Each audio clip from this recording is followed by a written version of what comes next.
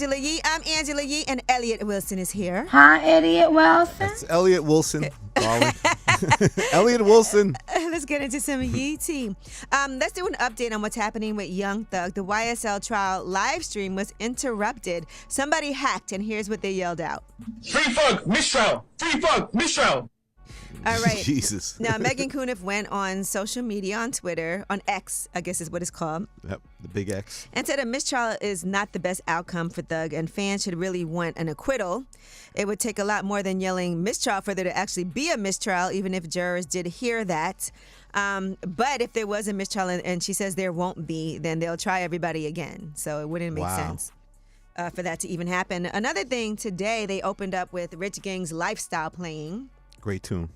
And they're going to be talking about Birdman and Rich Gang. They actually are doing that right now on the live stream, if you're watching that, if you want to hack into that. That Thugger trial is insane. I know. And Jid is going to talk about that later today when he joins us, by the way. Yes, he had a very interesting tweet about it. We have to ask him about. Yeah, I cannot wait for you guys to hear what he has to say.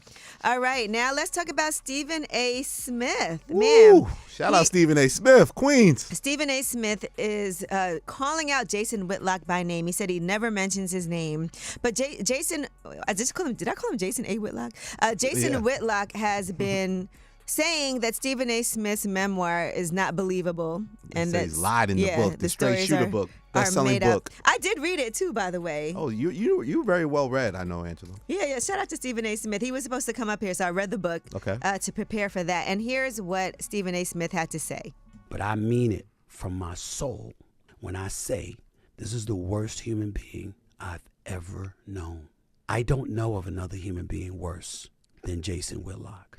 He is a piece of shit. He's the dude that's going to have a funeral and ain't going to be no pallbearers. Might be 2 people to show up. Damn. A lot of people do not like Jason Whitlock. He went in 45 minutes. He went in. Rightfully so. The fans online are putting the ether beat underneath these clips. Like it's just a legendary clapback at Mr. Whitlock. And he said he gave ESPN a heads up. Yep, cleared it with the family, everybody. So I'm going on this guy. Going to do that on his podcast, even though that's his platform. His platform. He wants to make sure they were. Now, Jason Whitlock did respond. Okay. On Twitter, he said, Stephen A. Smith, the self-proclaimed face of ESPN. Is he the self-proclaimed face? Because I feel like he's earned it. He's the highest paid. And they definitely have made him the face of it. He's earned it. Embarrassed himself and ESPN last night. He vows to never say my name again. No problem. He doesn't have to say my name to explain the hard-to-believe stories in his memoir. Amazed, seemingly no media outlet in the country is interested in why the face of ESPN tells so many far-fetched stories about himself in a book. Make it make sense. So now we got sports writer beef. We got dancehall beef. We got sports writer beef.